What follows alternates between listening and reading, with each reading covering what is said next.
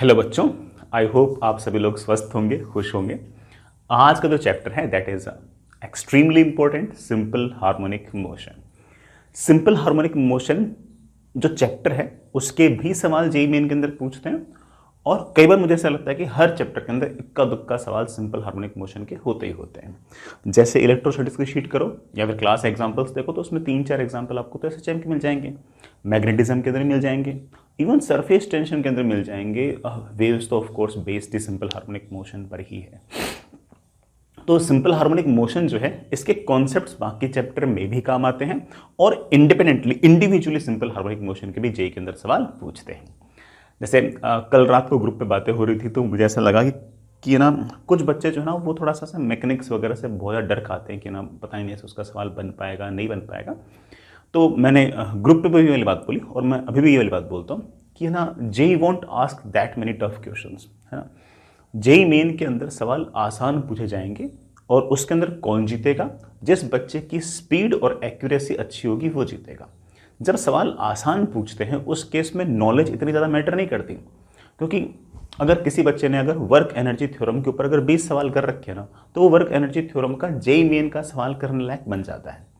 अगर किसी बच्चे ने लीनियर एसएचएम के ऊपर 25 सवाल अगर कर रखे ना तो वो लीनियर एसएचएम का जो जेईई मेन में सवाल आने वाला है उसको करने में सक्षम हो जाता है, उसके लिए कैपेबल बन जाता है। कर पाता नहीं कर पाता वो और बातों पर भी डिपेंड करता है, और इसीलिए मैंने कहा कि तब बात आती है स्पीड और एक्यूरेसी की। तो जो बच्चा लगातार कंटिन्यूसली पढ़ता रहेगा, मेहनत करता रहेगा पॉजिटिव एटीट्यूड के साथ, वो अपना रास्ता निकाल लेगा। पक्की बात है कि वो रास्ता निकाल लेगा। चैप्टर वैप्टर छोड़ना इतना कोई वाइज डिसीजन नहीं है। कोई इक्का दुक्का कोई छोटा मोटा चैप्टर हो उसे पहले वाले अटेम्प्ट के लिए छोड़ दो तो अलग बात है, लेकिन आगे आने वाले जो अटेम्प्ट होंगे उसमें तो और टाइम है, उस टाइम आप वो बाकी चैप्टर्स भी कर सकते हो। JEE main won't ask tough questions, वो आसान आसान सवाल पूछेंगे, और जो मेरा बच्चा ढंग से कंसिस्टेंटली लगातार अब से लेकर आखिरी जेईई मेन तक पढ़ाई करता रहेगा वो रिग्रेट नहीं करेगा। वो कहेगा कि हाँ सर आप बिल्कुल, जैसे मैं अभी भी कहता हूँ कि जो बच्चा अब से लेकर आखिरी जेईई मेन तक कंसिस्टेंटली पढ़ता रहे और अपनी कमियों को खोज खोज कर उनको दूर करता रहे, अपने जो मॉक टेस्ट वगैरह होते हैं उनमें क्या कमी थी फिर उस पर काम किया, फिर क्या कमी थी फिर काम किया, फिर क्या कमी थी फिर काम किया, अगर ये अगले 2-3 महीने तक लगातार कोई बच्चा करता रहे तो वो एग्जाम के लिए बिल्कुल बढ़िया तरीके से प्रिपेयर हो जाएगा और अच्छा करेगा, कोई दिक्कत नहीं आएगी। जब मैंने बात कही कि बेटा जेईई मेन बहुत ही आसान है और तुम लोग उसके अंदर अच्छा करोगे, मैं सिर्फ और सिर्फ ऐसा मोटिवेट करने के लिए नहीं बोल रहा हूँ। यू रियली नो दैट कि है ना जेईई मेन बहुत ज़्यादा टफ क्वेश्चंस नहीं पूछेगा, और सब कुछ आपके डोमेन के अंदर के ही सवाल होंगे, जो आपने देख रखे होंगे, कर रखे होंगे, सुन रखे होंगे, वैसे से सवाल आपके पास वहाँ भी होंगे। और जिस दिन तुम जेईई मेन का एग्जाम दे के आओगे उस दिन तुम कहोगे सर आप बिल्कुल सही कह रहे थे। भले आपका पेपर अच्छा जाए या बुरा जाए, आप ये जरूर कह दोगे कि सर आपकी बात बिल्कुल सही थी, है ना। अगर तुम सारे सारे सवाल सही कर दोगे तब भी बोलोगे हाँ सर आपने जो कहा था वही हुआ, पेपर बहुत आसान था और मैं जितना पढ़ गया था उसी में से सवाल थे और मैंने अच्छा कर दिया। जो बच्चा अब से लेकर तब तक कंसिस्टेंटली पढ़ाई नहीं करेगा, मक्कारी करेगा, वो भी उन सवालों को देख के बोलेगा अरे यार इतने आसान आसान सवाल पूछे, मेरे से ही नहीं हो रहे, थोड़ा सा पढ़ के जाता ना तो वो कर लेता। तो दोनों ही तरह के बच्चे बात बोलेंगे कि सर आप बिल्कुल सही थे। तो मेरा सही होना तो है ना इनएविटेबल है, बट आपको चूज करना है कि आप किस तरीके से आपके पास जो समय उसको बेस्ट तरीके से यूज करें। मैं तो सिर्फ उसे भी करना चाहता हूं कि अगर आप ढंग से आने वाले टाइम को अगर यूज करोगे तो कोई दिक्कत नहीं आएगी, बड़े आराम से आप फोड़ दोगे। ठीक है, चलिए स्टार्ट करते हैं। चलिए बेटा स्टार्ट करते हैं। पहले हम लीनियर एसएचएम से। कोई पार्टिकल अगर स्ट्रेट लाइन के अलोंग सिंपल हार्मोनिक मोशन कर रहा है तो इसका क्या अर्थ है, सुनिएगा बेटा। ये वाला पॉइंट वो है जो इक्विलिब्रियम पोजीशन है। इक्विलिब्रियम पोजीशन पर फोर्स जीरो होगा, एक्सेलरेशन जीरो होगा, स्पीड बेटा इस पॉइंट पर पार्टिकल के पास सबसे ज्यादा होगी, और यहां पर काइनेटिक एनर्जी आपकी ऑफ कोर्स मैक्सिमम होगी क्योंकि स्पीड आपकी मैक्सिमम है। काइनेटिक एनर्जी अगर यहाँ पर मैक्सिमम होगी तो ऑफ कोर्स बेटा यहाँ पर आपका पोटेंशियल एनर्जी मिनिमम होगा। जिस पॉइंट पर पोटेंशियल एनर्जी मिनिमम होती है you know it very well, that point is also known as stable equilibrium position. तो एक तरह से बड़ा ये स्टेबल इक्विलिब्रियम पोजीशन है। ये वो पॉइंट है जो एक्सट्रीम है, ये जो पॉइंट है बड़ा ये आपका एक्सट्रीम है। चाहे ये वाला एक्सट्रीम हो चाहे ये वाला एक्सट्रीम हो, पार्टिकल यहां से पलटेगा तो यहां पर स्पीड की वैल्यू जीरो, काइनेटिक एनर्जी की वैल्यू जीरो, यहां पर आपकी पोटेंशियल एनर्जी जो होगी वो बेटा आपकी मैक्सिमम होगी। और पार्टिकल ऐसे ऐसे ऐसे ऐसे लगातार भागता रहेगा। इक्विलिब्रियम पोजीशन और एक्सट्रीम पोजीशन के बीच का जो सेपरेशन है उसे हम एम्पलीट्यूड कहेंगे और कैपिटल ए से उसको रिप्रेजेंट करेंगे। ठीक है बेटा, सबसे इंपॉर्टेंट बात यह है कि अगर मैं पार्टिकल को इक्विलिब्रियम पोजीशन से हल्का सा अगर x डिस्प्लेस कर दूं तो इस m मास के पार्टिकल पर फोर्स जो लगेगा वो हमेशा इक्विलिब्रियम पोजीशन की तरफ लगेगा। और इस फोर्स की दो बातें थी बेटा, पहली बात ये कि डिस्प्लेस किया राइट तो फोर्स लगेगा लेफ्ट, और जो फोर्स होगा ये हमेशा डिस्प्लेसमेंट के डायरेक्टली प्रोपोर्शनल होगा। It will be something like F is equals to minus kx where k is some constant. Sir minus किस बात का बेटा? माइनस तो डायरेक्शन रिप्रेजेंट करने के लिए, फोर डिस्प्लेसमेंट इस तरफ तो फोर्स इस तरफ, डिस्प्लेसमेंट इस तरफ तो फोर्स इस तरफ। Net force is always equals to बेटा मास इनटू एक्सेलरेशन। तो force directly proportional to x होगा, acceleration directly proportional to x होगा। एक्सेलरेशन को मैं हमेशा लिख पाऊंगा minus k upon m into x. Equations में इस माइनस को तुम बहुत ज़्यादा ऐसे वेटेज देने की कोशिश मत करना, माइनस सिर्फ और सिर्फ डायरेक्शन रिप्रेजेंट करने के लिए ही है। ये जो k बाई एम है इसको आप हमेशा ओमेगा स्क्वायर लिख सकते हो, तो आपके पास ओमेगा जो आ जाएगा वो रूट k बाई एम आ जाएगा। इस ओमेगा को बेटा हम एंगुलर फ्रीक्वेंसी कहेंगे। क्या कहेंगे बच्चों? Angular frequency. सर क्या काम आती है? ये बेटा काम आती है टाइम पीरियड निकालने के लिए। Time period is always 2 pi by omega, that comes out with 2 pi root m by k. Sir time period का अर्थ क्या है? बेटा टाइम पीरियड का अर्थ है कि पार्टिकल को पूरा चक्कर काटने में कितना समय लगा। सर पूरा चक्कर काटने का मतलब, जैसे मान लो कि पार्टिकल यहां से चलना स्टार्ट हुआ तो t इज इक्वल्स टू 0 पर यहां होगा, t is equals to capital T by 4 पर यहां पर होगा, फिर यहां से तक t बाई 4 मतलब टाइम हो जाएगा t बाई 2 बड़ा, तब यहां पहुंच जाएगा, फिर यहां से तक t बाई 4 और तो 3t बाई 4 पर यहां पहुंच जाएगा और कैपिटल T पर वापस से यहां पहुंच जाएगा। तो यहां से यहां तक जाने का टाइम t बाई 4, यहां से तक का t बाई 4, यहां से तक का t बाई 4, यहां से तक का t बाई 4, टोटल टाइम आपका कैपिटल T आ गया, जैसे हम टाइम पीरियड कह सकते हैं। एक सेकंड के अंदर कितने चक्कर काटेंगे उसको हम फ्रीक्वेंसी बोलेंगे, या बेटा 1/t बोलेंगे, that is 1/2 pi root k by m. एक सेकंड के अंदर कितने चक्कर काटें उसको बेटा हम क्या बोलते हैं? फ्रीक्वेंसी। फ्रीक्वेंसी की यूनिट हर्ट्ज भी होती है और CPS भी होती है। CPS मतलब साइकिल्स पर सेकंड, की एक सेकंड के अंदर कितने चक्कर काटें।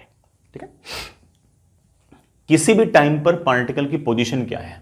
अगर इस डिफरेंशियल इक्वेशन को हम सॉल्व करते हैं तो हमारे पास इक्वेशन आती है x is equals to a times sine omega t plus theta. ये ओमेगा बेटा वही है जो आपका एंगुलर फ्रीक्वेंसी है। किसी भी टाइम पर पार्टिकल कहां पर है वो हमारे इस इक्वेशन से आ जाएगा, x is equals to a sine omega t plus theta. जैसे आप देख पा रहे हो कि sine of something can vary from -a to +a, तो x की बेटा वैल्यू कहां से कहां तक वेरी करेगी? -a से लेके +a। अलग अलग टाइम पर बेटा पार्टिकल अलग अलग x पर होगा, आपको सिर्फ और सिर्फ इक्वेशन में t की वैल्यू रखना है तो पार्टिकल की पोजीशन आपको पता लग जाएगी। a आपका एम्पलीट्यूड है, ये जो ओमेगा t प्लस थीटा है इसे हम फेज कहेंगे, और इसके अंदर जो थीटा है इसे हम फेज कांस्टेंट कहेंगे। ये जो फेज कांस्टेंट है ना, ये डिसाइड करता है कि पार्टिकल शुरुआत में कहां पर था। पार्टिकल शुरुआत में कहां था ये डिसाइड करता है। फेज कांस्टेंट जो है वो बड़ा आपका थीटा है। It is decided by initial position of particle. ऐसे बेटा बोल रहा हूं कि अगर मान लीजिए कि पार्टिकल मेन पोजीशन पे हुआ और राइट जा रहा होगा शुरुआत में, t इज इक्वल्स टू 0 पर पार्टिकल मेन पोजीशन पे हो और राइट जा रहा हो तो थीटा की वैल्यू 0 आएगी। अगर पार्टिकल इस राइट वाले एक्सट्रीम पर हुआ तो बड़ा इस थीटा की वैल्यू π/2 आएगी। जब बड़ा वो पॉजिटिव वाले एक्सट्रीम पर हुआ तो, ठीक है। इसी तरह बड़ा थीटा की वैल्यू पाई होगी अगर पार्टिकल मीन पोजीशन पे हुआ और लेफ्ट जा रहा होगा तो, मीन पर है और लेफ्ट जा रहा है तो, और थीटा की वैल्यू 3π/2 होगी अगर पार्टिकल लेफ्ट वाले एक्सट्रीम पर है तो। ठीक है, ये थोड़े बेसिक है, जो याद रहे तो अच्छी बात है, ना भी याद रहे तो ऐसा कोई पहाड़ नहीं टूट पड़ा। ठीक है, पार्टिकल की पोजीशन किसी भी टाइम पर मुझे पता है कि v is equals to, sorry बेटा x equals to a sine omega T plus theta. अगर मैं इसको डिफरेंशिएट करूं तो किसी भी टाइम पर हमें पार्टिकल की वेलोसिटी भी पता लग जाएगी। That comes out to be a omega cos of omega T plus theta. बड़ा cos of something can return as under root of 1 minus sine square something.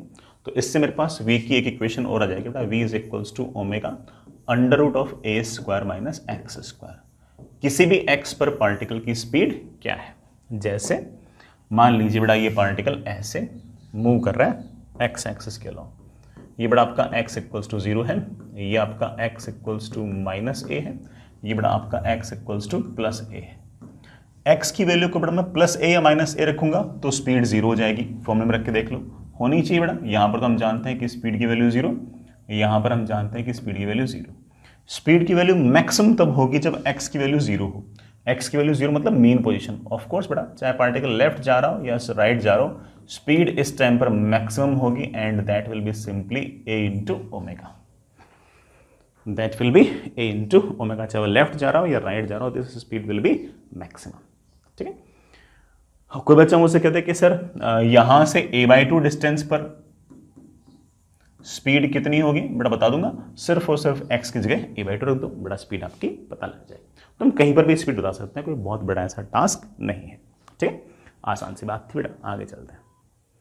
रही बात बेटा एक्सेलरेशन की, तो इस वेलोसिटी वाले एक्सप्रेशन को एक बार डिफरेंशिएट और कर दो। वेलोसिटी को एक बार डिफरेंशिएट कर दो, या फिर बेटा आपकी जो पोजीशन है उसको 2 बार डिफरेंशिएट कर दो। जैसे ही मैंने इसको डिफरेंशिएट किया बेटा, ये मेरे पास आ गया minus a times omega square sine omega T plus theta.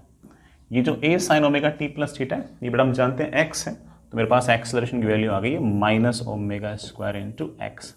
आना ही था बेटा, acceleration is equals to minus omega square into x को सॉल्व करने पर ही तो ये आया था। ठीक है, तो इसको 2 बार डिफरेंशिएट करोगे तो वही तो आएगा, और क्या आएगा। अब देख लो, x इक्वल्स टू 0 पर आपका एक्सेलरेशन 0 है। हमें तो पहले से पता है कि x इक्वल्स टू 0 पर हमारा एक्सेलरेशन जो होगा पार्टिकल का वो 0 होगा। ये x इक्वल्स टू 0 वाला पार्टिकल है ना बेटा, यहाँ पर एक्सेलरेशन 0 होगा। सबसे ज़्यादा एक्सेलरेशन कहाँ पर होगा, जब x की वैल्यू माइनस ए या प्लस ए होगी तब। सर ये बाहर वाला माइनस, ये बेटा सिर्फ और सिर्फ डायरेक्शन बता रहे हैं, उससे ज़्यादा कुछ नहीं है। जब पार्टिकल यहाँ होगा तब एक्सेलरेशन आएगा इधर की तरफ ओमेगा स्क्वायर इंटू ए, ये बेटा आपका मैक्सिमम है। जब पार्टिकल यहाँ पर होगा तो एक्सेलरेशन आएगा इधर की तरफ, ये भी मैक्सिमम होगा। It will be of course omega square into a. अब ऐसे कोई मुझसे पूछ ले कि सर यहाँ से x डिस्टेंस दूर जब पार्टिकल होगा तो उसके पास एक्सेलरेशन कितना होगा, ऑफ कोर्स इक्विलिब्रियम पोजीशन की तरफ होगा, और वो होगा omega square into x. Simple है ना, ऐसे खास दिमाग में लोड वोड लेने की जरूरत बिल्कुल भी नहीं है। ठीक है बेटा, मैं एक छोटी सी बात और बोलूँगा। जैसे मैंने force equals to minus K x के लिए सब बातें प्रूव की, मैंने ये कहा कि अगर फोर्स की वैल्यू प्रूव तो क्या की, प्रूव तो मैंने एक्चुअल क्लास में की थी, यहाँ तो मैंने जैसे स्टेट कर दी। Force equals to minus K x हुआ और पार्टिकल का अगर मास m हुआ, तो मैंने मेरे बच्चों को सिखाया कि टाइम पीरियड होगा t is equals to 2π√m/k। ठीक है, मैं एक छोटा सा पॉइंट और बता रहा हूँ जो हो सकता है कि बेटा आपको कभी जेई के अंदर हेल्प करे यार, है ना। वो पॉइंट मेरे बच्चों ऐसा है कि अगर मान लो कि आपका जो फोर्स है वो माइनस के एक्स प्लस सी है, सी बेटा कोई ना कोई कांस्टेंट फोर्स और है, तब भी आपका टाइम पीरियड वही आएगा t is equals to 2π√m/k। Sir कहने का मतलब, बेटा कहने का मतलब ये है कि फोर्स में एक तो ये वेरिएबल टर्म हो गई जो पोजीशन के साथ वेरी कर रही है, ये कोई कांस्टेंट टर्म हो गई। कांस्टेंट टर्म टाइम पीरियड वगैरह को बेटा गवर्न नहीं करती, सिर्फ और सिर्फ आपकी जो क्या कहते हैं बेटा, जो वेरिएबल वाली टर्म है सिर्फ वही आपके टाइम पीरियड को गवर्न करती है। तो कभी कांस्टेंट फोर्स वगैरह आ जाए तो कांस्टेंट फोर्सेस वगैरह टाइम पीरियड पर किसी प्रकार का प्रभाव नहीं डालेंगे। कांस्टेंट फोर्सेस को टाइम पीरियड निकालने के लिए आप चाहो तो नेगलेक्ट कर सकते हो, कोई दिक्कत नहीं है। ठीक है, सिर्फ और सिर्फ जो वेरिएबल फोर्स है उसी को ध्यान देखा करो, और जो x का कोएफिशिएंट है ना उसका ध्यान दिया करो, वो k है, और time period t is equal to 2π√m/k। ठीक, तो constant forces won't impact the time period. लिखना चाहो थोड़ा वर्ड्स में इस बात को लिख भी लो। ठीक, हालांकि हम जब आगे कुछ सिचुएशंस देखेंगे तो वहाँ पर वो चीज़ अपने आप आ जाएगी, आपको ऐसे कोई खास लोड लेने की ज़रूरत नहीं है। Next is energy of SHM. मैं इस बात को क्लियर कर दूँ कि एसएचएम के अंदर टोटल मैकेनिकल एनर्जी आपकी कांस्टेंट रहेगी, बट मैं ये ज़रूर जान गया हूँ कि क्या जान गया हूँ कि यहाँ पर काइनेटिक एनर्जी मैक्सिमम होगी, जैसे जैसे दूर जाऊँगा वैसे वैसे काइनेटिक एनर्जी घटेगी, यहाँ पर लीस्ट होगी 0। यहाँ पर काइनेटिक एनर्जी अगर लीस्ट होगी तो ऑफकोर्स पोटेंशियल एनर्जी यहाँ पर सबसे ज़्यादा होगी, है कि नहीं। तो चलिए डिस्कस करते हैं।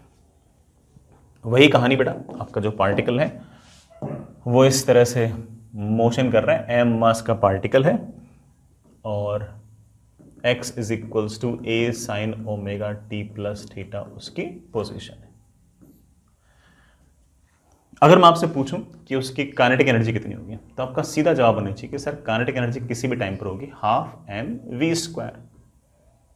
बड़ा पोजीशन वो है तो वेलोसिटी क्या होगी, बड़ा वेलोसिटी होगी हाफ m, बड़ा डिफरेंशिएट करना उसको, a² omega square cos square omega t plus theta. बड़ा ठीक है, हाफ ठीक है, m ठीक है, वेलोसिटी के स्क्वायर को मैं एक तरीके से और लिख सकता हूं, मैं लिखता हूं omega square into a² minus x²।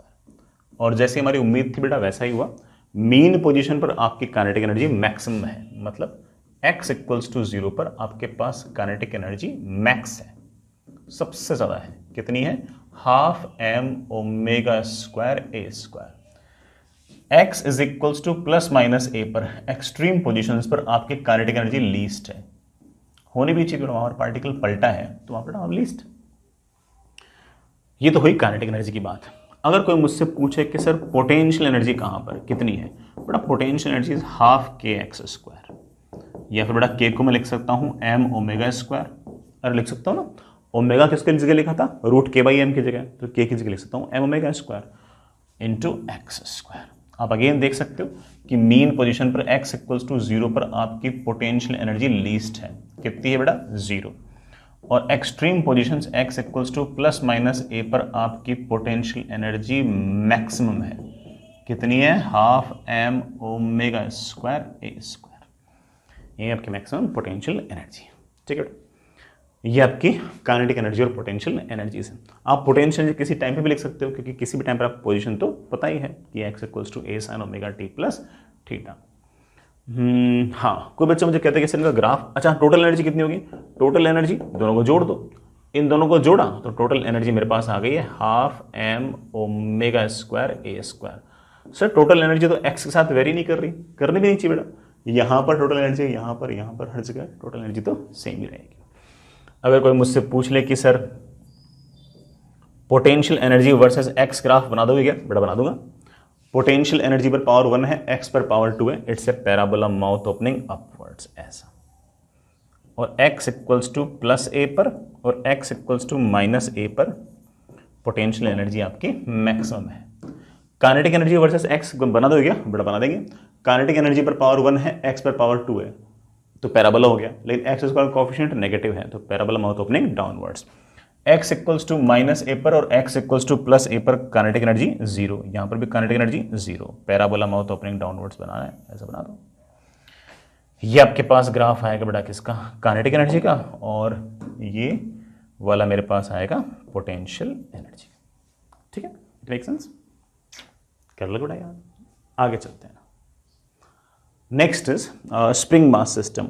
Linear SHM का जो सबसे बेस्ट एग्जांपल है, जिस पर सबसे ज्यादा सवाल बनते हैं इस चैप्टर में, that is spring mass system.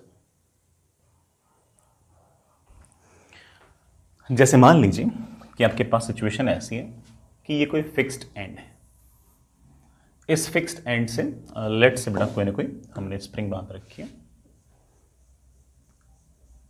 Spring का स्प्रिंग कांस्टेंट k है और ये m मास का ब्लॉक है, नीचे वाले जो सरफेस है वो स्मूथ है।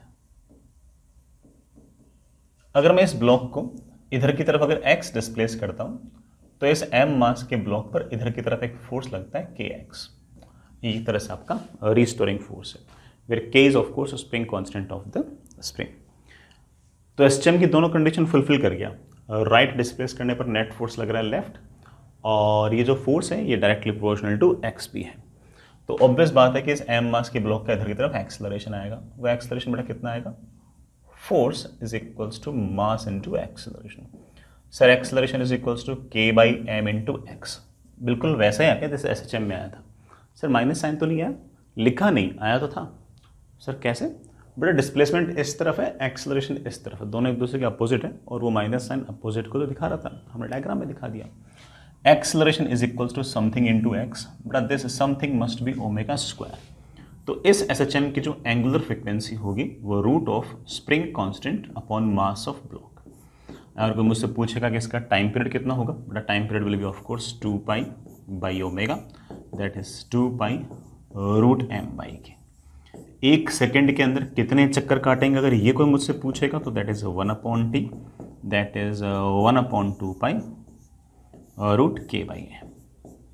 अब मैं यहाँ पर एक छोटी सी इंटरेस्टिंग बात और बताना चाहता हूँ। अगर इसी सारे के सारे अरेंजमेंट को मैंने ऐसे अगर वर्टिकल प्लेन में अगर रख दिया, वही एम मास का ब्लॉक, वही स्प्रिंग कांस्टेंट, तो इसमें और इसमें एक अंतर तो है। यहां पर mg और नॉर्मल कैंसिल हो गया था, तो सिर्फ और सिर्फ kx बचा था। यहां पर तो kx भी लगेगा और mg भी लगेगा, लेकिन मेरे बच्चे बोले सर mg का टाइम पीरियड वगैरह पे कोई फर्क नहीं पड़ेगा, बिकॉज mg एक कांस्टेंट फोर्स है, और इसलिए हम ऐसा कह सकते हैं कि इसका टाइम पीरियड भी t is equals to 2 pi root m by k ही होगा, है कि नहीं। इसी तरह से अगर मान लीजिए कि मेरे पास ये हॉरिजॉन्टल, ये बड़ा आपके पास कोई ना कोई इंक्लाइंड प्लेन, ये एंगल थीटा, और मेरे पास ये बड़ा फिक्स्ड, यहाँ से स्प्रिंग बांध दी, स्प्रिंग के साथ एम मास का ब्लॉक बांध दिया। यहाँ पर एम जी के कॉस्ट और नॉर्मल तो कैंसिल हो जाएंगे, लेकिन एक एम जी साइनड आ जाएगा, लेकिन वो तो कांस्टेंट है, और अगर वो कांस्टेंट है तो इसका टाइम पीरियड भी वही होगा जो आपका सिंपल स्प्रिंग मास सिस्टम का होता है।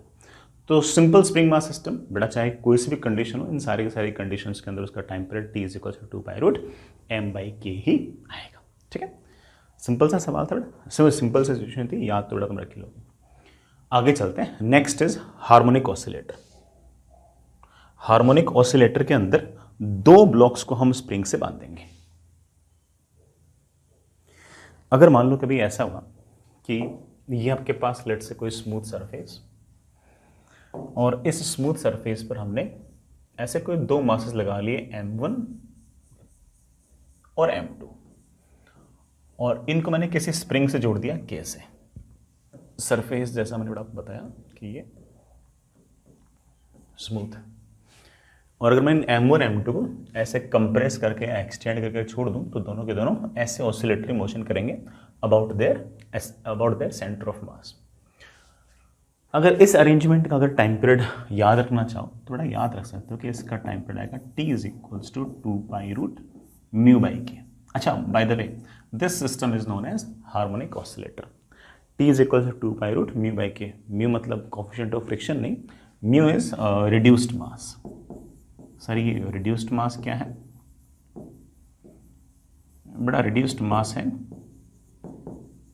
m1 m2 upon m1 plus m2, ये आपका है रिड्यूस्ड मास। तो आप कभी भी इस तरह के सिस्टम में दो ब्लॉक हो, वो एक स्प्रिंग से अगर जुड़े हो और ऐसे ऐसे ऑसिलेटरी मोशन कर रहे हो, तो सीधा आप ये फॉर्मूला लगा सकते हो, कोई इसमें दिक्कत नहीं आएगी। ठीक है, स्टैंडर्ड सा फॉर्मूला, हालांकि प्रूव करना कोई बहुत ज़्यादा टफ काम नहीं है, अपने क्लास में कर भी रखा है, बट नेसेसरी नहीं है। Next is combination of springs. बेटा कॉम्बिनेशन ऑफ स्प्रिंग्स के अंदर मेरे पास दो कॉम्बिनेशन इंपॉर्टेंट है, एक है आपका पैरेलल और दूसरा है सीरीज। पैरेलल में दो डायग्राम बनेंगे। पहला ये कि आपके पास लेट से ये एक स्प्रिंग रही, ये दूसरी स्प्रिंग रही, और इन दोनों स्प्रिंग के साथ मैंने एक m मास का ब्लॉक लगा दिया। इस स्प्रिंग का स्प्रिंग कांस्टेंट k1 और इस स्प्रिंग का स्प्रिंग कांस्टेंट k2। अगर मैं इस ब्लॉक को x डिस्टेंस आगे लेके जाऊंगा तो इस स्प्रिंग में एक्सटेंशन आएगी x, इसमें भी डिस्टेंस, इसमें भी एक्सटेंशन आएगी x, ये खींचेगा k1x से, ये खींचेगा k2x से, तो कुल मिलाकर इस ब्लॉक पर अंदर की तरफ फोर्स आ जाएगा k1x प्लस k2x। मैं इन दोनों स्प्रिंग को एक इकलौती स्प्रिंग से रिप्लेस कर सकता हूं, और उस स्प्रिंग के स्प्रिंग कांस्टेंट को ले दूंगा k इक्विवेलेंट।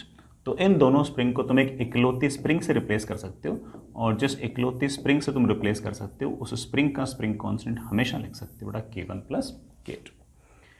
पैरेलल कॉम्बिनेशन का एक डायग्राम और भी आता है बेटा, वो ऐसा आता है, वो ऐसा आता है कि मेरे पास m मास का ब्लॉक एक स्प्रिंग बेटा ये रही और एक स्प्रिंग ये रही। सर ये पैरेलल में है? हाँ बेटा ये पैरेलल में है। ये वाला डायग्राम भी पैरेलल, ये वाला डायग्राम भी पैरेलल।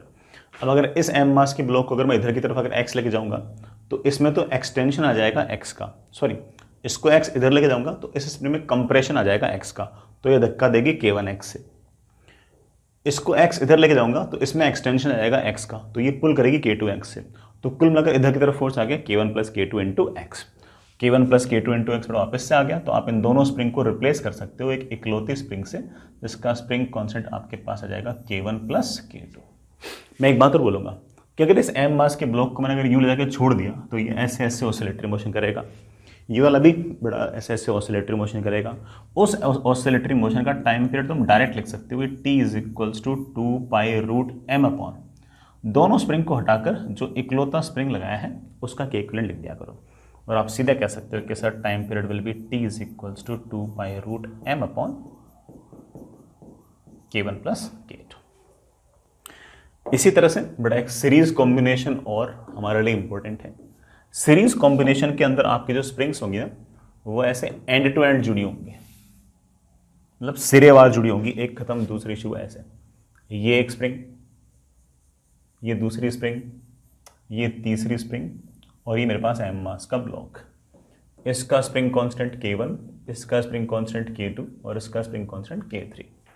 इन तीनों स्प्रिंग को मैं एक इकलौते स्प्रिंग से रिप्लेस कर सकता हूँ।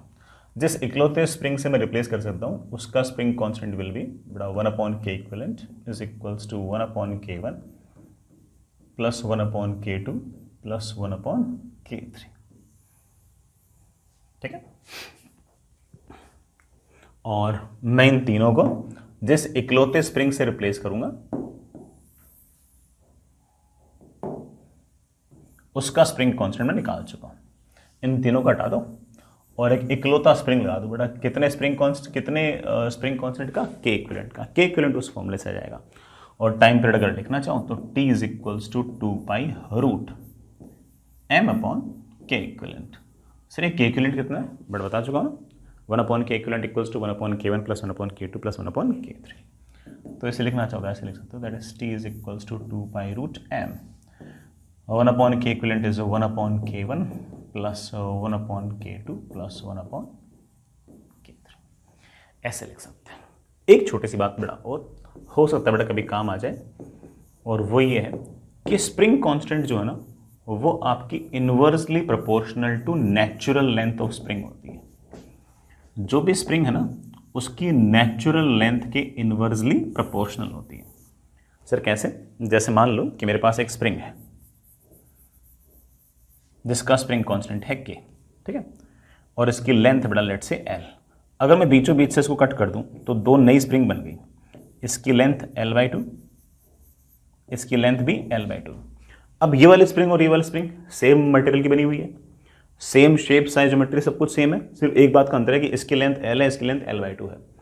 इसके मुकाबले अगर इसकी लेंथ हाफ है तो इसके मुकाबले इसका स्प्रिंग कांस्टेंट दुगना होगा। इसके मुकाबले इसके लेंथ हाफ है तो इसका स्प्रिंग कांस्टेंट इसके स्प्रिंग कांस्टेंट से दुगना होगा। तो एक पॉइंट और याद रख सकते हैं बेटा, spring constant is inversely proportional to natural length of the spring. अच्छा पॉइंट है। आगे चले बच्चों, नेक्स्ट इज एंगुलर एसएचएम। बेटा नेक्स्ट इज एंगुलर एसएचएम। सुनिएगा बेटा, मान लीजिए कि आपके पास इस तरह की सिचुएशन है। लेट्स बेटा आपके पास इस तरह से बेटा कोई वर्टिकल लाइन है और ये बेटा कोई सर्कुलर ट्रैक टाइप है, ठीक है। जब आपका कोई पार्टिकल यहां कहीं था तो उस पर लगने वाला जो टॉर्क था वो 0 था और वो इक्विलिब्रियम पे था, ठीक है। मैंने क्या किया कि इस पार्टिकल को हल्का सा ऐसे डिस्प्लेस कर दिया, इस तरफ एंटी क्लॉकवाइज डिस्प्लेस कर दिया एंगल थीटा डिस्प्लेस कर दिया एंटी क्लॉकवाइज। तो अब इस पार्टिकल पर टॉर्क जो है वो ऐसे क्लॉकवाइज लगने लग गया। डिस्प्लेस किया है एंटी क्लॉकवाइज और टॉर्क लग रहा है क्लॉकवाइज। और ये जो टॉर्क है ना ये डायरेक्टली प्रोपोर्शनल टू थीटा होना चाहिए। जैसे लीनियर एसएचएम के अंदर force directly proportional to displacement होना चाहिए, यहां पर torque directly proportional to angular displacement होना चाहिए। ठीक है, अगर मैंने पार्टिकल को हल्का सा इधर की तरफ डिस्प्लेस कर दिया, किधर की तरफ, क्लॉकवाइज अगर मैंने एंगुलर डिस्प्लेसमेंट दे दिया, तो अब पार्टिकल पर टॉर्क जो है वो ऐसे एंटी क्लॉकवाइज लग जाएगा, और ये torque directly proportional to theta आना चाहिए।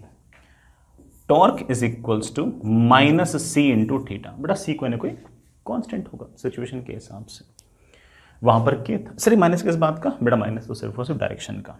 Torque is always equals to मेरे बच्चे आई इंटू अल्फा, जैसे वहां पर force equals to M into A था, बेटा वहां पर torque is equals to I alpha है।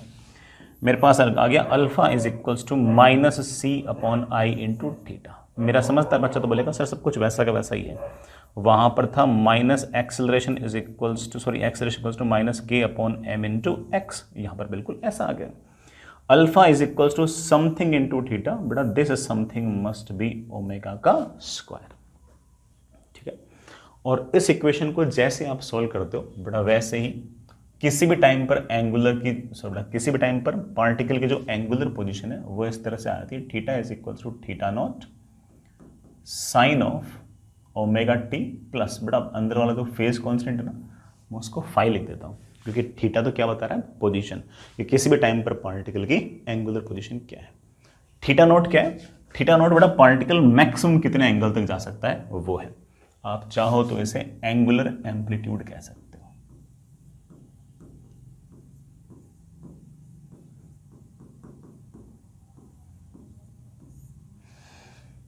ये ओमेगा टी प्लस फाइव जो है ये बड़ा आपका ऑफ कोर्स फेज है। ये थीटा क्या है, पार्टिकल की बेटा किसी भी टाइम पर एंगुलर पोजीशन है, किसी भी टाइम पर पार्टिकल कहां पर है उसकी पोजीशन। ठीक है, अगर मुझे पार्टिकल की एंगुलर वेलोसिटी चाहिए तो मेरे बच्चे बोलेंगे सर एंगुलर वेलोसिटी होती है D theta upon D T. Then फिर याद आया कि एंगुलर पोजीशन को हम ओमेगा से रिप्रेजेंट नहीं कर सकते, ओमेगा तो बेटा हम वो जो एंगुलर फ्रीक्वेंसी है ना टाइम पीरियड निकालने वाली उसके लिए यूज कर चुके हैं। तो एक काम करते हैं अपन लोग है ना, इसको कैपिटल ओमेगा लिख लेते हैं यहां से। ठीक है, ये एंगुलर वेलोसिटी है। ठीक, जैसे इसको डिफरेंशिएट करोगे बेटा that comes out with theta naught into omega into cos of omega T plus five. जैसे बेटा आप कॉस ऑफ समथिंग को रिप्लेस करोगे बेटा आपके पास आएगा omega under root of theta naught का स्क्वायर माइनस थीटा का स्क्वायर। ये किसी भी जगह बेटा आपकी एंगुलर वेलोसिटी है। ये फॉर्मूला बेटा बिल्कुल वैसा ही आ गया जैसा फॉर्मूला आपके पास लीनियर सिस्टम में आया था कि velocity is equals to omega under root of A square minus x square. ठीक, आप फिर से चेक कर सकते हो कि थीटा की वैल्यू प्लस थीटा नॉट या माइनस थीटा नॉट हुई, उस केस में आपके जो एंगुलर वेलोसिटी होगी वो जीरो होगी, और जब थीटा की वैल्यू जीरो होगी मतलब इक्विलिब्रियम पोजीशन पे, वहां पर आपकी एंगुलर वेलोसिटी मैक्सिमम होगी। बड़ा थीटा को जीरो रखना, कितनी होगी, थीटा नॉट इनटू ओमेगा। बड़ा वहां पर ए ओमेगा थी, यहाँ पर थीटा नॉट ओमेगा है। ठीक, इट मेक सेंस। इसी तरह से अगर मैं इसको एक बार और डिफरेंशिएट करूंगा तो मेरे पास एंगुलर एक्सेलरेशन आ जाएगा,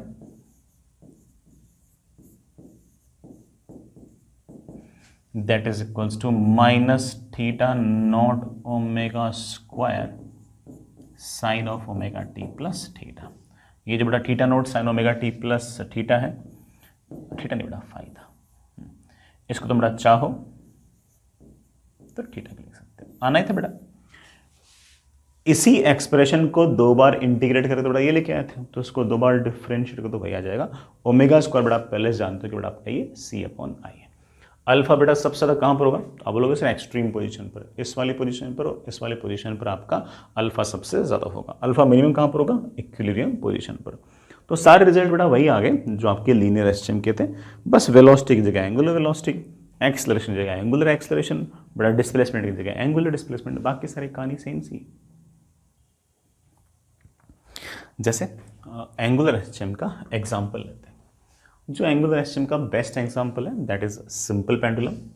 सिंपल पेंडुलम में क्या करते हैं कि बेटा लेट से आपके पास ये कोई वर्टिकल प्लेन है, यहाँ पर हम एक स्मूथ हिंज रखेंगे और उसके साथ एक मासलेस स्ट्रिंग बांध लेंगे ऐसे, और मासलेस स्ट्रिंग से हम ऐसे एक छोटा सा m मास का पार्टिकल बांध लेंगे। इस रस्सी की लेंथ से बड़ा आपके पास है l, और इस m मास के पार्टिकल को हम छोटे से एंगल पर से छोड़ देंगे। अगर मैंने इसको छोटे से एंगल थीटा नॉट पे छोड़ दिया तो ये बड़ा पार्टिकल चलते चलते चलते चलते चलते चलते यूँ आएगा, कभी ना कभी ऑफ कोर्स इधर भी आएगा, यहाँ भी थीटा नॉट तक ही जाएगा, ठीक। और फिर बार बार आना जाना आना जाना आना जाना लगातार चलता रहेगा इसका। ये जो आना जाना लगातार इसका चल रहा है, इसका जो ओमेगा आएगा that be root of g by L. Angular frequency जो आएगी that will root g by L. Time period जो आएगा but that is 2 pi root l by g। Frequency जो आएगी but that is 1/2 pi root of g by L. Frequency मतलब बड़ा 1 second के अंदर कितने चक्कर इसने काटे, ये इसका हमेशा आपके पास टाइम पीरियड आएगा। जो हमारा स्प्रिंग मास सिस्टम था वो जी पर डिपेंड नहीं कर रहा था, लेकिन हमारा जो सिंपल पेंडुलम है उसका टाइम पीरियड आपके जी पर डिपेंड करेगा। तो मून पर जी की वैल्यू अर्थ के जी के मुकाबले 1/6 है, तो वहां पर टाइम पीरियड ऑब्वियस बात है कि थोड़ा सा ज़्यादा आएगा, √6 टाइम्स आएगा। लेकिन स्प्रिंग मास सिस्टम जो है ना उसका टाइम पीरियड बड़ा यहाँ भी वही होगा, मून पर भी होगा, क्योंकि वो तो वहाँ पर तो बड़ा टाइम पीरियड जो है ना स्प्रिंग मास सिस्टम का वो तो जी पर डिपेंड करता नहीं, ये ज़रूर जी पर डिपेंड करता है। आई रियली होप बड़ा इस बात को आप तुम समझ गए होंगे, कोई खास इसमें दिक्कत नहीं आई होगी, ठीक है। ये आसान सा ही फॉर्मूला है, इस फॉर्मूले पर खूब सारे सवाल हो सकते हैं। ये बोलते हैं कि बताओ लेंथ को 21% बढ़ा दिया, बताओ टाइम पीरियड पे कितना परसेंटेज चेंज आएगा। कर रहे हैं बेटा, पहले लेंथ को L ले लेना, बाद में 1.21 टाइम्स L ले लेना। सर लेंथ को 44% बढ़ा दिया, अब बताओ टाइम पीरियड में कितने परसेंटेज चेंज आएगा। तो पहले लेंथ को L लेना और बाद में लेंथ को 44% बढ़ा दिया, इसका मतलब अब 1.44 L ले लेना, ठीक है। नए वाला टाइम पीरियड फिर से निकालना, परसेंटेज चेंज तो आ जाएगा, final minus initial upon initial into 100। तो इस तरह के छोटे मोटे चिन्ने मिन्ने बड़ा आपसे सवाल पूछ सकते हैं। हालांकि इसमें एक दो बड़ा टाइप ऑफ क्वेश्चंस और हैं जो मैं परेशान करते रहते हैं। ये बड़ा मेरे पास एक लिफ्ट है, लिफ्ट के अंदर मेरे पास ऐसे L लेंथ की स्ट्रिंग है, M मास का पार्टिकल है, और मान लीजिए कि इस लिफ्ट का एक्सेलरेशन ऊपर की तरफ a है, और इस लिफ्ट के अंदर कोई बैठा हुआ जो आदमी है वो बड़ा इस सिंपल पेंडुलम को देख रहा है। वो बोलेगा कि इसका टाइम पीरियड होगा t = 2 pi root L upon g। जी नहीं बेटा, जी इफेक्टिव यूज़ करेंगे। जब एक्सेलरेशन ऊपर की तरफ होता है तो उस केस में मेरे ख्याल से मेरे शायद सारे बच्चों को याद ही होगा, जी इफेक्टिव की वैल्यू हो जाएगी g+a। सर क्यों? क्योंकि ये जो अंदर बालक बैठा है ना, ये कहेगा कि नीचे की तरफ mg लग रहा है, प्लस नीचे की तरफ एक सूडो फोर्स और लग रहा है ma। तो नीचे की तरफ अब फोर्स mg नहीं है, m इंटू g+a है, तो जहाँ जहाँ g था वहाँ g+a। इसी तरह से अगर मान लीजिए कि मेरे पास ये लिफ्ट है, थोड़ा रिपीटेटिव है बट सुन लीजिए बेटा, ये L लेंथ की आपके पास मासलेस स्ट्रिंग है, ये M मास का बड़ा पार्टिकल है, ये बालक बड़ा बैठा बैठा देख रहा है, और इसका एक्सेलरेशन नीचे की तरफ a है। इस केस में आपका जो टाइम पीरियड आएगा that is t = 2 pi root L upon g effective. इस केस में g effective will be g-a। इसी तरह से मान लीजिए बेटा आपके पास ये कोई लिफ्ट है, एक्सेलरेशन इसका सामने की तरफ a है, और अगर एक्सेलरेशन सामने की तरफ a है, अंदर अगर कोई बालक बैठा है उसे लगेगा कि जो पार्टिकल है वो अगर लेंथ l है तो यूं लगातार ऑसिलेटरी मोशन कर रहा है, और उसके टाइम पीरियड की जो वैल्यू आएगी that is 2 pi root L upon g effective. Sir इस केस में g इफेक्टिव कैसे निकालेंगे बेटा? नीचे की तरफ mg, पीछे की तरफ ma, ठीक, दोनों का रिजल्टेंट आएगा ऐसे m into root of g square plus a square. तो जहाँ पर g लिखा है वहाँ पर लिख देना root of g square plus a square, ठीक है। तो ऐसे सवाल आप ऐसे एक्सपेक्ट कर सकते हैं, कभी ना कभी इस तरह की बातें अपन से पूछ ली जाए, ठीक है। आगे चलते हैं,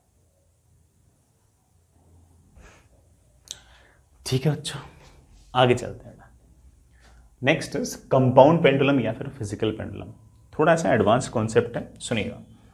मान लीजिए कि आपके पास ऐसे कोई बॉडी है, ठीक है, और इस बॉडी का सेंटर ऑफ मास लेट से यहां कहेंगे, और मैंने क्या किया कि इस बॉडी को यहां कहीं से हिंज कर दिया, यहां कहीं से कोई स्मूथ हिंज लगा दी, और सारे के सारे अरेंजमेंट को ऐसे वर्टिकल प्लेन के अंदर रख दिया। हिंज के और सेंटर ऑफ मास के बीच का जो सेपरेशन है, लेट्स से आपके पास ये एल है। L is separation between hinge and centre of मास। ठीक है, अब अगर मैं इस बॉडी को, ये बॉडी बेटा कैसी हो सकती है, ये रॉड हो सकती है, ये डिस्क हो सकती है, मतलब एक जनरल फॉर्मूला निकाल रहा हूँ। ठीक, अगर मैं इस बॉडी को हल्का सा यू घुमा के अगर छोड़ दूंगा तो सेंटर ऑफ मास पर जो mg लग रहा है उसके कारण बार बार बार बार बार बार बार इसका ऑसिलेटरी मोशन होगा। उसके ऑसिलेटरी मोशन बेटा बड़े आराम से निकाल सकते हो, थोड़ा उसका ऑसिलेटरी मोशन तुम बड़े आराम से निकाल सकते हो। That is equals to 2 pi root, हाँ बेटा वहां पर आपके पास L बाई जी था बेटा, यहां पर आपके पास L बाई जी नहीं आएगा बेटा, बल्कि आएगा I अबाउट हिंज। बेटा ऊपर तो आपके पास आ जाएगा I अबाउट हिंज और नीचे आपके पास आ जाएगा mg_l। L क्या है बेटा, सेंटर ऑफ मास और हिंज के बीच की दूरी। हमेशा इस फॉर्मूले से काम बन जाएगा। जैसे मैंने कहा कि इस बात का जरूर ध्यान रखना कि L जो है बेटा वो हिंज और सेंटर ऑफ मास के बीच की दूरी है। हालांकि बेटा हम इसको ऐसे भी लिख सकते हैं, that is T is equals to 2 pi root I about hinge को मैं लिख सकता हूं I about centre of mass plus ml square बेटा पैरेलल एक्सिस थ्योरम लगाकर। ठीक है, हालांकि मैं तो सिर्फ और सिर्फ इसी फॉर्मूले पर विश्वास थोड़ा सा ज़्यादा करता हूँ, काम बन जाता है। एक बात और बेटा, ये टाइम पीरियड जो है ना ये मिनिमम तब आएगा जब आप हिंज से रेडियस ऑफ गायरेशन की डिस्टेंस बराबर हिंज करोगे। सर ये रेडियस ऑफ गायरेशन कैसे निकालते हैं, सेंटर ऑफ मास के अबाउट जो भी मोमेंट ऑफ इनर्शिया है ना उसको mk² लिख दो, तो इससे आपके पास रेडियस ऑफ जायरेशन आ जाएगा बेटा, gyration not gyration, sorry, radius of gyration आ जाएगा। अगर आपने सेंटर ऑफ मास से रेडियस ऑफ जायरेशन डिस्टेंस दूर अगर आपने हिंज किया तो उस केस में आपका टाइम पीरियड लीस्ट आएगा। ठीक है, this formula will suffice everything, इसमें काम बन जाएगा। जैसे फॉर एग्जांपल मान लीजिए बेटा मेरे पास ऐसे कोई रॉड है वर्टिकल प्लेन के अंदर, बेटा ऐसे मेरे पास कोई रॉड है, ऐसे यूनिफॉर्म रॉड बेटा, m मास की l लेंथ की यूनिफॉर्म रॉड है। ये कोई सिंपल पेंडुलम नहीं है, सिंपल पेंडुलम में तो रस्सी मासलेस थी और सारा का सारा मास यहां पड़ा था। ये तो रॉड है और यूनिफॉर्म मास है। अगर मैं इस रॉड को यूं घुमा के छोड़ दूं तो बेटा रोड यूं ऐसे ऑसिलेट करेगी। मुझे इसका टाइम पीरियड निकालना है, अभी निकाल लेंगे। टाइम पीरियड के लिए ज़्यादा सोचने के बजाय बेटा सीधा ही फॉर्मूला लगा दो, T is equals to 2 pi root of I about hinge. Hinge के अबाउट मोमेंट ऑफ इनर्शिया कितना होगा, हिंज के अबाउट मोमेंट ऑफ इनर्शिया होगा ml²/3 divide by m into G into L, m into G into L. अब गवारों की तरह ऐसे m into G into L लिख दोगे तो फिर तो गलत आंसर आ जाएगा।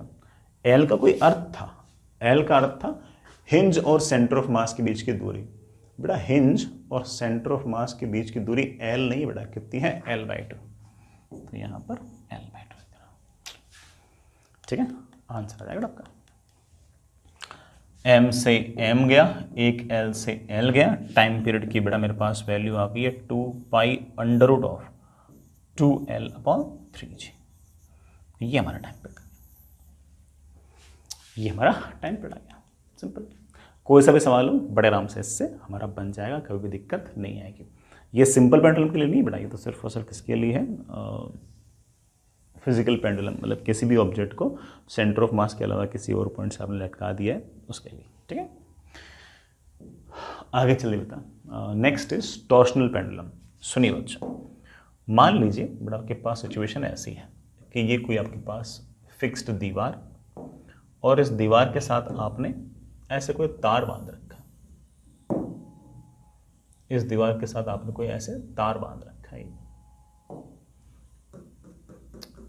जो तार है इसको हम टॉर्शनल वायर बोलते हैं। ठीक है, और इसका कोई ना कोई टॉर्शनल कांस्टेंट होता है जो हमें सवाल के अंदर दे रखा होता है, हमें उसकी चिंता करने की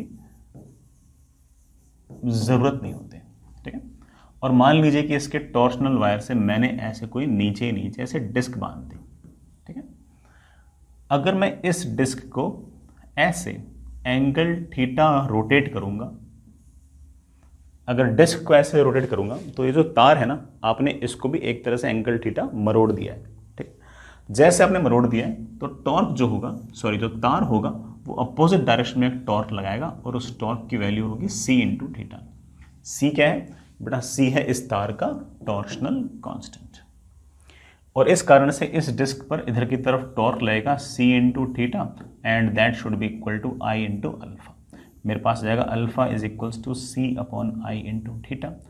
आगे की कहानी बेटा तुम जानते हो, ये जो c अपॉन आई है यही तो हमारा ओमेगा स्क्वायर है बेटा, यही तो हमारा ओमेगा स्क्वायर है। ओमेगा की बेटा वैल्यू मेरे पास आ गई है root of torsional constant upon moment of inertia.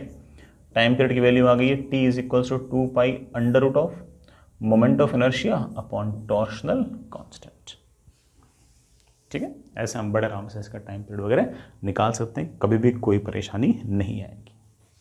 आगे चलते हैं, अच्छा आगे चलें यार।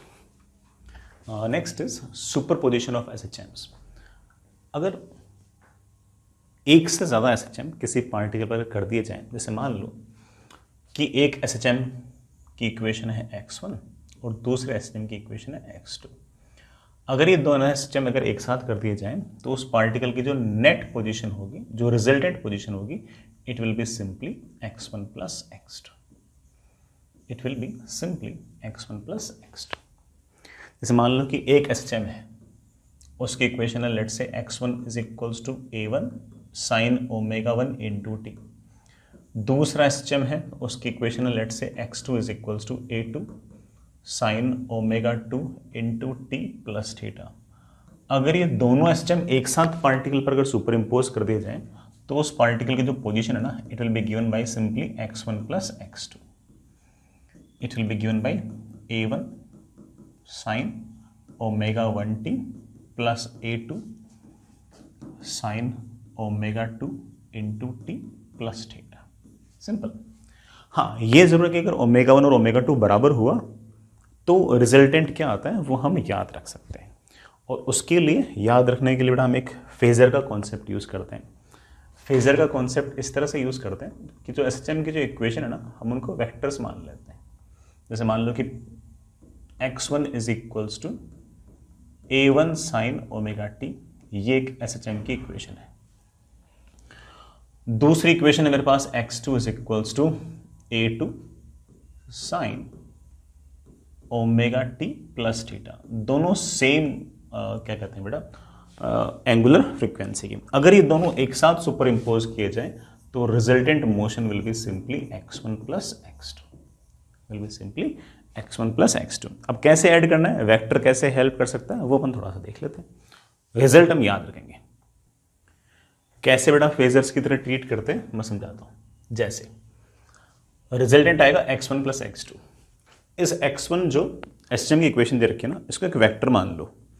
उस वेक्टर की जो लेंथ है ना वो तो मान लो a1 और डायरेक्शन मान लो ऐसे ओमेगा टी, ऐसे हॉरिजॉन्टल वाले को ओमेगा टी मान लिया करो। तो हमारे पास पहला वाला जो वेक्टर आएगा ना वो ऐसा आ जाएगा, ये ले बेटा, पहले वाला वेक्टर ऐसा आ जाएगा, लेंथ कितनी a1, ठीक है, और इस डायरेक्शन मैंने बोल दिया एक तरीके से साइन ओमेगा टी। दूसरा वाला जो वेक्टर है उसकी लेंथ a2 लेनी है, लेकिन उसकी डायरेक्शन जो है वो ओमेगा टी नहीं है, उसकी डायरेक्शन है ओमेगा टी प्लस थीटा। तो आपका जो दूसरा वाला जो एसएचएम होगा उसको तुम एक वेक्टर से रिप्रेजेंट कर सकते हो ऐसे, और उसकी length will be a2 and this angle will be theta. अगर ये a2 है तो बेटा ये ऑफ कोर्स a2 का cos थीटा और परपेंडिकुलर वाला a2 का sin थीटा। हाँ, परपेंडिकुलर जो आ गया ये बेटा आपका a2 sin थीटा आ गया। अब मैंने कह दिया कि जो रिजल्टेंट होगा ना वो इन दोनों वेक्टर्स का एक तरीके से ऐड होगा, तो resultant will look like this, resultant will look like this. जो रिजल्टेंट होगा उसका एम्पलीट्यूड लिखना बड़ा बहुत ही आसान काम है, रूट ऑफ इसका स्क्वायर प्लस इसका स्क्वायर। ये है a1 plus a2 cos theta, ये है आपका a2 sin theta. Pythagoras theorem लगाकर इसको और इसको अगर ऐड करोगे तो ये एम्पलीट्यूड मेरे पास आएगा रूट ऑफ a1 का स्क्वायर प्लस a2 का square plus 2 times a1 a2 cos theta. यही नहीं, ये जो वेक्टर है ये a1 से थोड़ा सा आगे है। मैं ये वाला एंगल बड़े आराम से निकाल सकता हूं। मैं लिख सकता हूं कि tan of delta is equals to क्या बेटा, a2 का sine theta upon a1 plus a2 का cos थीटा। तो ये वाला जो वेक्टर ना, ये हमारा एक तरह से रिजल्टेंट एसएचएम की इक्वेशन को रिप्रेजेंट कर रहा है।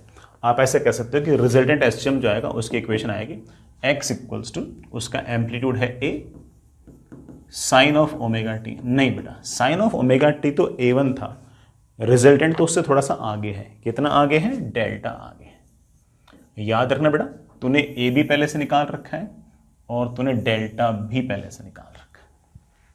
ठीक है, सारे काम तूने बेटा पहले से कर रखे। ये तो बात हुई थ्योरी के पार्ट की कि ये एक्चुअली इसकी थ्योरी है। बाकी सवाल अगर आता है तो सवाल तो वो और आसान होता है। ये कोई रिजल्ट वगैरह याद रखने की जरूरत नहीं है। आप तो सिर्फ वो सभी याद रखो कि एसएचएम की इक्वेशन को तुम एक वेक्टर से रिप्लेस कर सकते हो। उस वेक्टर की जो लेंथ है वो बन जाएगी उस एसएचएम का एम्पलीट्यूड, और उस वेक्टर की जो डायरेक्शन होगी वो बन जाएगा ऑफ कोर्स उस एसएचएम का बड़ा क्या, फेस।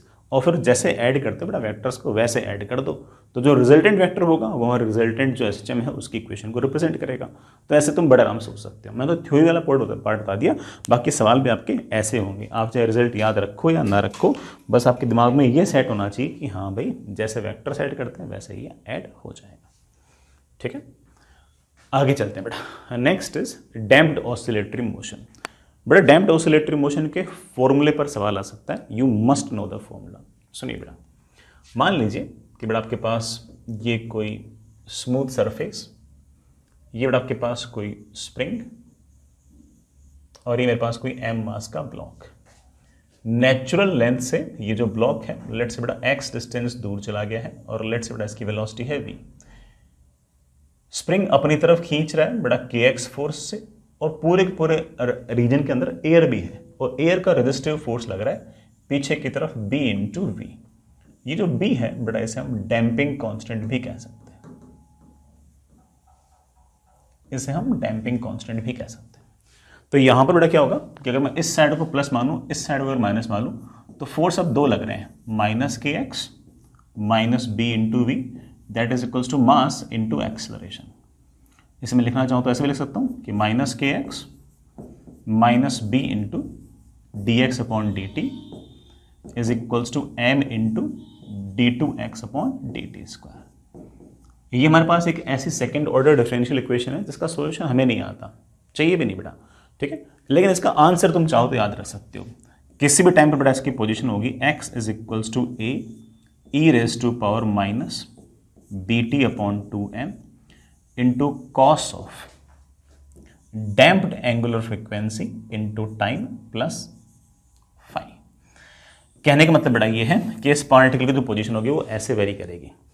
ऐसे वेरी करेगा मतलब ये है कि इसका पार्टिकल का जो एम्पलीट्यूड है ना वो कांस्टेंट नहीं है। एम्पलीट्यूड खुद लगातार टाइम के साथ घटे जा रहा है, घटे जा रहा है, घटे जा रहा है, और ऐसे ऐसे ऐसे ऑसिलेटरी मोशन करते करते करते करते बेटा फाइनली रुक जाएगा। एम्पलीट्यूड लगातार एक्सपोनेंशियली डिक्रीज हो रहा है। किसी भी टाइम पर अगर आपको एम्पलीट्यूड लिखना हो तो आप कह सकते हो कि सर किसी भी टाइम पर amplitude will be initial amplitude. बेटा इनिशियल को मैं एक बार के लिए एनोट लिख दूं यार, चलो एनोट लिख देता हूं। किसी भी टाइम पर amplitude will be initial amplitude into e raise to power बेटा minus B T upon 2m। लगातार एम्पलीट्यूड घट रहा होगा। ये ओमेगा डी जो है ये बेटा हमारी डैम्प्ड एंगुलर फ्रीक्वेंसी है, और इसकी वैल्यू बेटा रूट के बाई एम नहीं होगी। रूट के बाई एम तब होती बेटा जब आपका ये कोई एयर रेजिस्टेंस वगैरह ना होता, बल्कि ये होगी बेटा K by M minus B square upon 4m square. ठीक है, अगर कभी कहीं पर सवाल के अंदर क्रिटिकल डैम्पिंग शब्द यूज कर लें तो बेटा उस केस के अंदर तुम इस डैम्प्ड एंगुलर फ्रीक्वेंसी को जीरो कर देना, और इस डैम्प्ड एंगुलर फ्रीक्वेंसी को जीरो करने के लिए बेटा बी स्क्वायर की जो वैल्यू है वो 4mk के बराबर हो जाएगी। चेक कर लो बेटा, बी स्क्वायर की वैल्यू 4mk के बराबर हो जाएगी। ठीक है, बाकी बेटा आपका एम्पलीट्यूड लगातार इस तरह से एक्सपोनेंशियली डिक्रीज हो रहा है, डिक्रीज हो रहा है, डिक्रीज हो रहा है।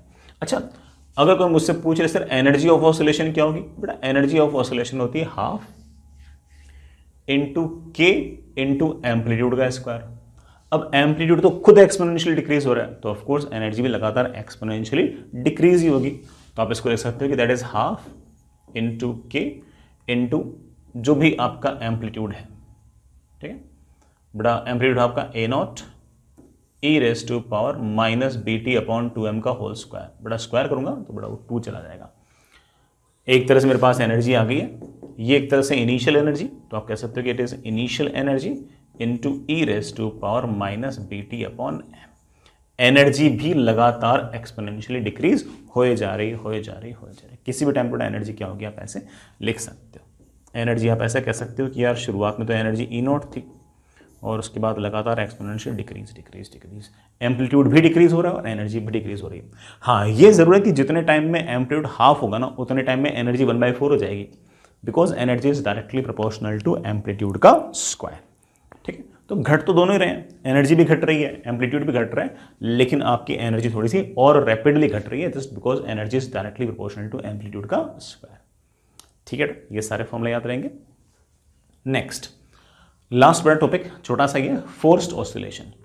उसमें हम क्या करेंगे कि इस एम मास के ब्लॉक पर एक एक्सटर्नल फोर्स और लगा देंगे और system will look like this.